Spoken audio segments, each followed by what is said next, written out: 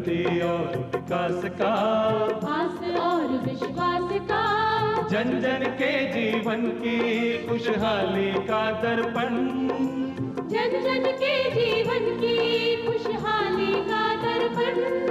ये है कृषि दर्शन, ये है कृषि दर्शन, ये है कृषि दर्शन। किसान भाइयों नमस्कार। भारत सरकार के कृषि मंत्रालय के कार्यक्रम कृषि दर्शन में आपका स्वागत है। किसान भाइयों, कृषि दर्शन कार्यक्रम आपके लिए लेकर आता है खेती किसानी और पशुपालन से जुड़ी हुई तमाम जानकारियां, जिनसे आप लाभान्वित हो सकें और आपकी खेती किसानी आसानी से हो सके। किसान भाइयों, पशुपालन में आता है मुर्गी पालन, और क्योंकि अभी मौसम बदल रहा है और ऐसे में मुर्गियों को इस समय उचित देखभाल और संतुलित आहार की आवश्यकता होती है, और इसीलिए कार्यक्रम में हम आज आपको जानकारी देने वाले हैं बदलते मौसम में मुर्गियों की देखभाल कैसे करें। लेकिन आइए उससे पहले कार्यक्रम में देखते हैं खबरें खेती की। किसान भाइयों नमस्कार, खबरें खेती की में आपका स्वागत है। आइए सबसे पहले नजर डालते हैं खेती से जुड़ी आज की कुछ खास खबरों पर। रबी फसल बीमा की अधिसूचना जारी। वैज्ञानिकों ने कहा खनिज लवणों से बढ़ती है पशुओं की प्रजनन क्षमता। पोषण वाटिका से बढ़ी महिला किसानों की आय। मिर्च की नई किस्म विकसित। और मटर में करें फली छेदक कीट का नियंत्रण। राज्य सरकार ने रबी फसल बीमा की अधिसूचना जारी कर दी है। किसान भाई 31 दिसंबर तक अपनी फसलों का बीमा करवा सकते हैं। राज्य सरकार ने रबी मौसम का फसल बीमा कराने के लिए अधिसूचना जारी की है।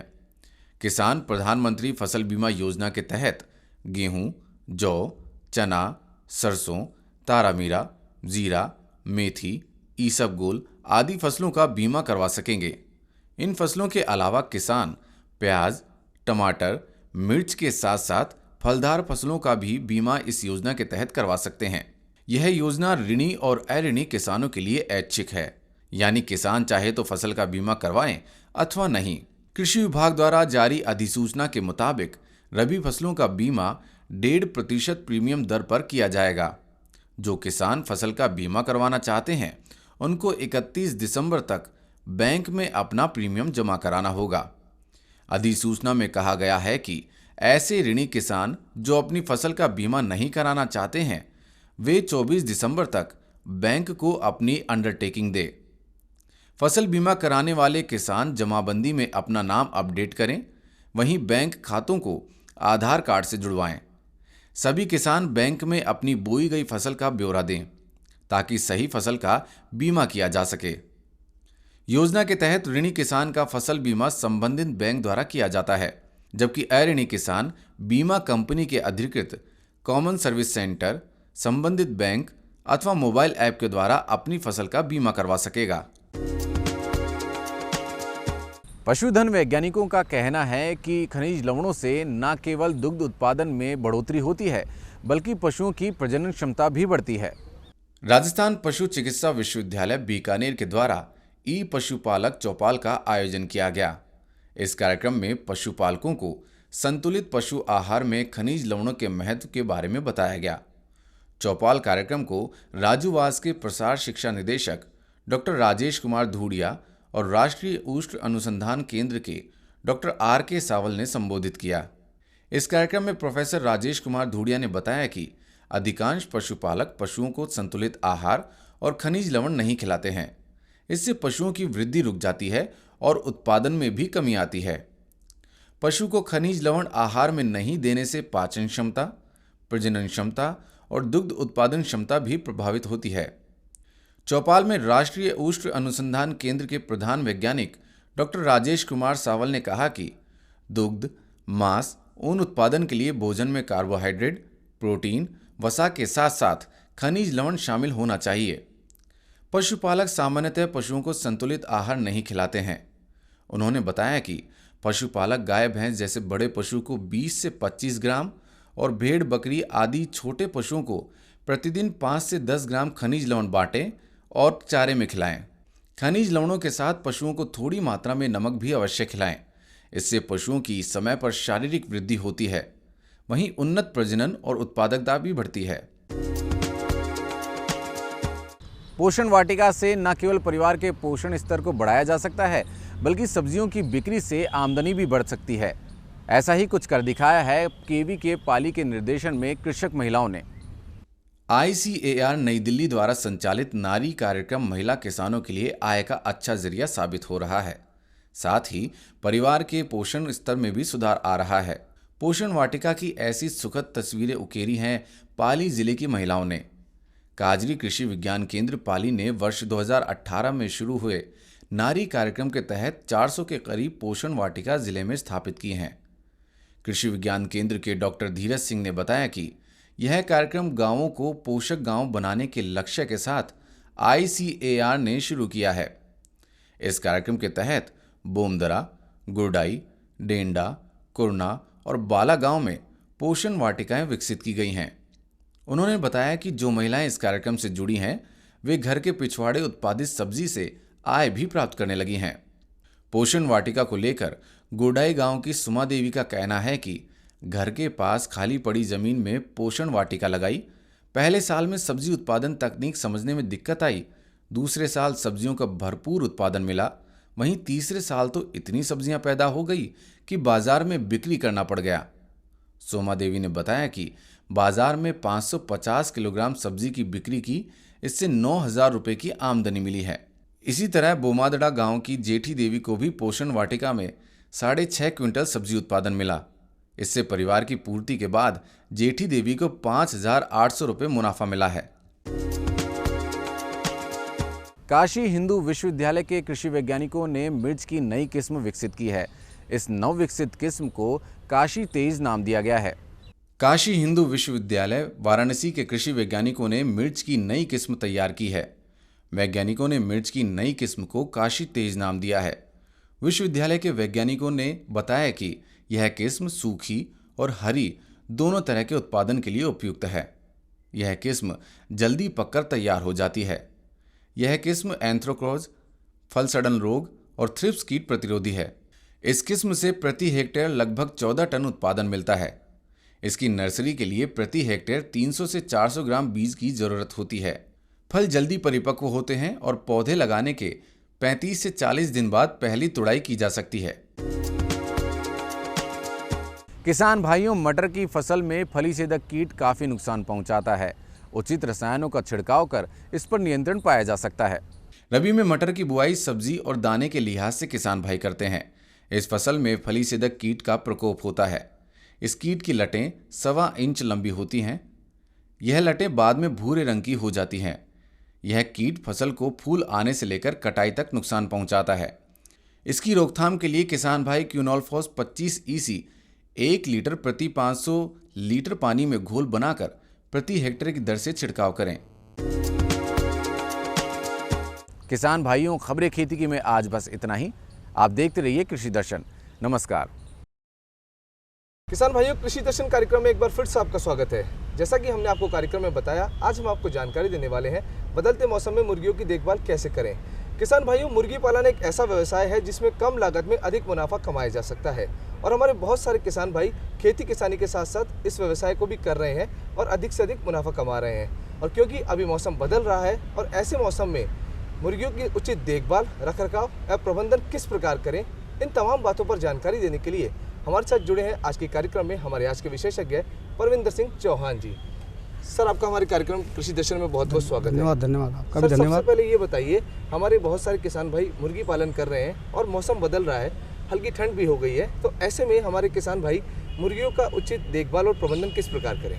सबसे पहला, जैसे अपन देखते हैं गर्मियों के अंदर हीट स्ट्रोक और हीट स्ट्रेस आने की संभावनाएं रहती है, उसी प्रकार सर्दियों के अंदर कोल्ड स्ट्रोक और कोल्ड स्ट्रेस आने की संभावना रहती है। तो इन्हीं चीज़ों का बचाव के लिए हमें कुछ विशेष बातों का ध्यान रखना पड़ता है, जिसके अंदर सबसे पहला है वहाँ आवास प्रबंधन। तो आवास प्रबंधन के तहत हमें जो हमारा शेड है वो उसमें प्रॉपर वेंटिलेशन होना चाहिए। उसमें जब हम पर्दे लगाते हैं तो पर्दे लगाते समय में विशेष ध्यान रखें कि रात के समय हम पर्दे लगाएं और सुबह उन पर्दों को हम उठा दें ताकि सूर्य का प्रकाश पूरे शेड में अच्छी तरह से फैल सके। और पर्दे लगाते समय ये विशेष ध्यान रखिए कि उसके अंदर वेंटिलेशन बहुत ज़रूरी है। अगर पर्दे पूरे पैक कर दिए गए तो वेंटिलेशन नहीं होगा, जिससे अमोनिया लेवल बढ़ जाएगा और बर्ड्स के अंदर बीमारियां आने की और प्रोडक्शन लो और मोर्टिलिटी होने की चांस रहते हैं। सेकंड, जब हम इसमें देखते हैं तो हमारा लीटर मैनेजमेंट आता है, जो हम जिसको बिछावन बोलते हैं नीचे, उस बिछावन की सतह अमूमन हम 3 इंच के आसपास रखते हैं, लेकिन सर्दी के मौसम में जैसे शुरू होता है उस बिछावन की जो मोटाई है वो हमें 6 इंच कर देनी चाहिए। सेकंड, हमें ये देखना चाहिए कि लीटर हमारा गीला तो नहीं है। अगर हमारा लीटर गीला है तो हमें उस लीटर को बदल देना चाहिए या उस लीटर पे थोड़ा सा लीटर और ऐड करके उसको ड्राई रूप में ले आना चाहिए। सेकंड, हमारा जो है वो वाटर मैनेजमेंट इसमें बड़ा महत्व रखता है, क्योंकि अमूमन सर्दियों के अंदर जो मुर्गियाँ हैं वो पानी बहुत कम पीती है, जबकि पानी की आवश्यकता है हमें होती है।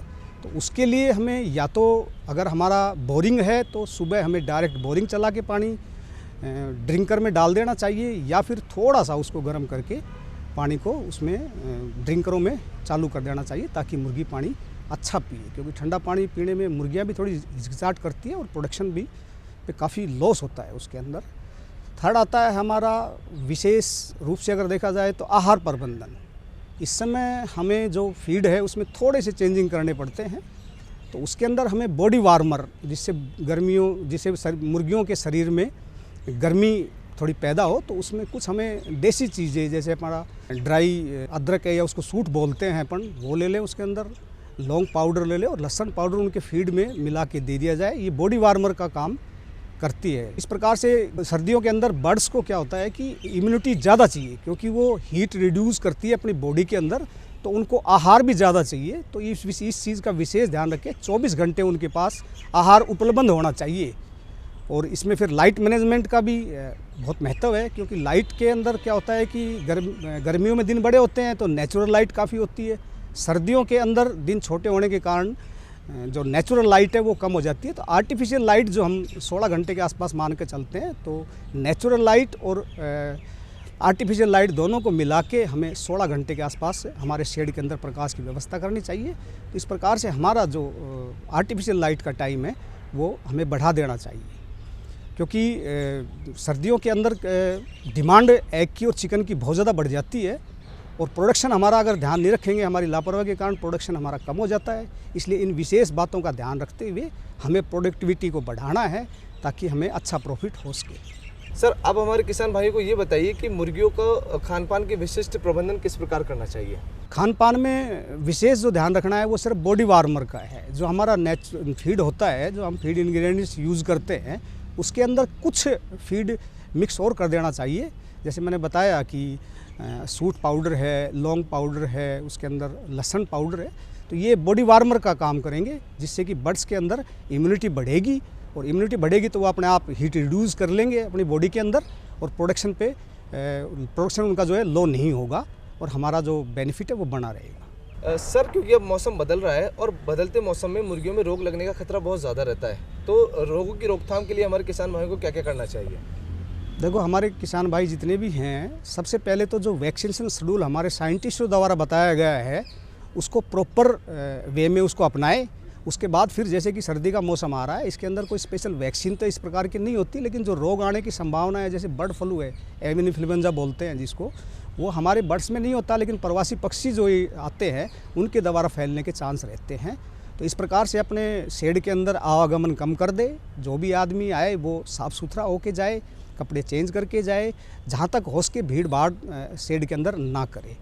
दूसरा, इसके अंदर जो सर्दी के मौसम में जो कुछ बीमारियाँ आती है, रेस्पिरेटरी डिजीज़ बोलते हैं उनको, तो उनके अंदर क्या होता है कि आँखों से थोड़ा हल्का पानी आने लग जाता है, नाक में थोड़ा सा स्त्राव होना शुरू हो जाता है, उनके चेहरे पे थोड़ी स्वेलिंग सी आ जाती है, और उनके जो कॉम्स हैं उनमें थोड़ा सा ब्लैकिश सा स्पॉट आना लग जाता है। तो इन चीज़ों का ध्यान रखते हुए जैसे भी ऐसे लक्षण कुछ नज़र आए तो एक बॉडी वार्मर या कोई भी दवा यूज़ कर सकते हैं, बशर्ते कि पहले हमारे डॉक्टर्स और से इसकी सलाह कर लें। सर, अब हमारे किसान भाइयों और पशुपालक भाइयों को आप ये बताइए कि ऐसे मौसम में उत्पादन क्षमता को बढ़ाने के लिए उन्हें क्या प्रयास करने चाहिए? किसान भाइयों, इस समय जो है बर्ड्स को ज़्यादा इम्यूनिटी पावर की ज़रूरत होती है, क्योंकि सर्दी के मौसम में बर्ड्स भी काफ़ी स्ट्रेस में रहता है। एक तो उनको स्ट्रेस फ्री करे, टेम्परेचर जो है वो अपना मेंटेन रखें शेड का।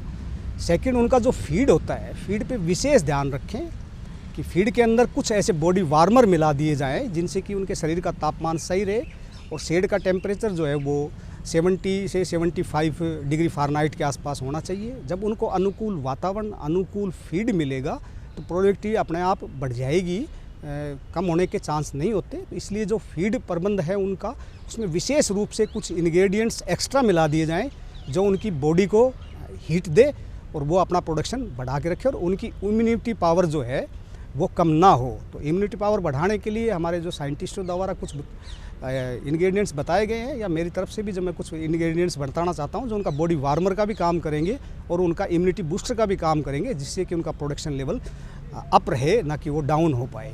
तो उसके लिए हमें जो हमारा फीड इंग्रेडिएंट्स, जो स्टैंडर्ड फीड इंग्रेडिएंट्स है वो हमने ले लिए। उसके बाद हमें उसके अंदर लौंग पाउडर, लहसुन पाउडर और ड्राई जो अदरक होती है या जो अपन उसको सूंठ बोलते हैं वो पाउडर मिक्स कर दिया जाए। तो ये तीनों चीज़ें जो हैं ये इम्यूनिटी बूस्टर का भी काम करेगी और उसके साथ साथ ये बॉडी वार्मर का भी काम करेगी। और दूसरा चीज़ जो है, पानी के अंदर मेरे किसान भाई जो हैं वो हफ्ते में 3 बार 1000 बर्ड्स पे 1 kg गुड़ पानी में घोल के, पानी थोड़ा सा निवाया सा टाइप का हो और वो उनको दे दिया जाए। तो गुड़ जो है एक बहुत अच्छा इम्यूनिटी बूस्टर का काम करता है और प्रोडक्शन जो है उसको बढ़ा के रखता है और डिजीज़ आउटब्रेक से बर्ड्स को बचा के रखता है। क्योंकि इस समय क्या होता है कि हमें एग्स की और चिकन की रेट भी अच्छी मिलती है और हमारा अगर प्रोडक्शन सही रहेगा और हमारा मैनेजमेंट सही रहेगा तो प्रोडक्शन भी अप रहेगा और हमें जो है बहुत अधिक बेनिफिट होने के चांस रहते हैं इस मौसम के अंदर। सर, आप हमारे किसान भाइयों, पशुपालक भाइयों को अब ये बताइए कि मुर्गी पालन के लिए साफ़ सफाई का क्या महत्व है?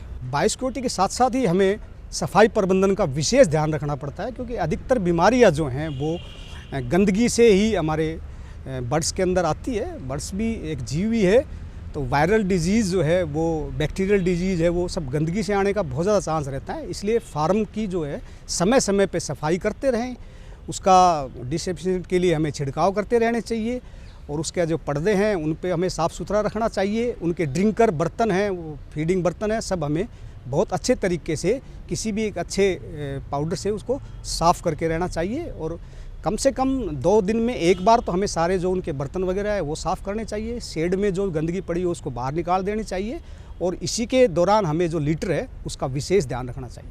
सर, अब हमारे मुर्गी पालक भाइयों को आप मुर्गी पालन के संदर्भ में क्या सलाह देना चाहेंगे? बहुत अच्छा क्वेश्चन है ये, क्योंकि बहुत सारे किसान भाई हैं जो कर भी रहे हैं और कुछ करना चाहते हैं। उनके दिमाग में एक संशय रहता है कि ये प्रॉफिटेबल बिजनेस है या नहीं है। आज के समय को देखते हुए मैं ये कह सकता हूँ कि ये बहुत प्रॉफिटेबल बिजनेस है। बस कुछ विशेष बातों का ध्यान रखें इसके अंदर, जैसे कि जो भी ब्रीड हम, चाहे वो केज में, लेयर केज में हो, चाहे वो हमारे डीप बैकयार्ड में हो जिसको ड्यूल पर्पस बोला जाता है, एक सेलेक्टेड ब्रीड और एक रेपुटेड हैचरी या गवर्नमेंट हैचरियों से ले और उसका विशेष ध्यान रखें कि वो वैक्सीन होनी चाहिए। तो इस प्रकार से हम उसका रखरखाव और सारा प्रबंधन हम करके चलेंगे और हमें इस व्यवसाय को करने से पहले हमें हमारे जो विशेषज्ञ हैं उनसे ट्रेनिंग ज़रूर प्राप्त करनी चाहिए, क्योंकि ज्ञान ना होने के कारण भी काफ़ी लॉसेस इसके अंदर होते हैं। इन चीज़ों का विशेष ध्यान रखें और उसके बाद इसको मुर्गी पालन को चालू कर दें। अभी हमारे हरियाणा स्टेट जो है, इंडिया में हरियाणा स्टेट जो है, वहाँ सर्वेक्षण किया गया था कि भी सबसे ज़्यादा व्यवसाय जो खेती बाड़ी के अंदर प्रॉफिटेबल है उसमें हमारे पोल्ट्री फार्म को ही माना गया था। इसलिए मेरा किसान भाइयों से यही आग्रह है कि वो बिना ट्रेनिंग के इसको चालू ना करें और ट्रेनिंग चालू करके उसके ट्रेनिंग लेने के बाद इसको चालू करें और इसका पूरा डीपली गहराई से इसका अध्ययन करें और बर्ड्स का रखरखाव, खान पान और इनकी वातावरण सब चीज़ों का ध्यान रखें, बायोसिक्योरिटीज़ का ध्यान रखें। तो ये बिज़नेस बहुत ज़्यादा प्रॉफिटेबल मानता हूँ मैं इसको, और मैं सलाह देता हूँ मेरे किसान भाइयों को कि वो इस बिज़नेस को करे, या तो वो इसको मेन प्रोफेशन लेके चले, अगर नहीं मेन प्रोफेशन तो वो अपने खेती किसानी के साथ साथ इसको छोटे लेवल पे भी कर सकते हैं। सर, आपने हमारे किसान भाइयों और पशुपालक भाइयों को इतनी महत्वपूर्ण जानकारी दी मुर्गी पालन से संदर्भ में। आपका कार्यक्रम में पधारने के लिए सर बहुत बहुत धन्यवाद। किसान भाइयों, उम्मीद है कार्यक्रम में दी जानकारी का आप भरपूर लाभ उठाएंगे। किसान भाइयों, कार्यक्रम में आप क्या देखना चाहते हैं? अगर आपके हैं कोई सुझाव तो आप हमसे जुड़ सकते हैं। हमारा पता है कृषि दर्शन, डीडी राजस्थान, दूरदर्शन केंद्र, जयपुर। किसान भाइयों, आप हमें ईमेल भी कर सकते हैं। हमारा ईमेल एड्रेस है krishidarshanjaipur@gmail.com। किसान भाइयों, कार्यक्रम में आज सिर्फ इतना ही। कल फिर मुलाकात होगी एक नए विषय पर, नई जानकारी के साथ। तब तक के लिए दीजिए इजाज़त। नमस्कार।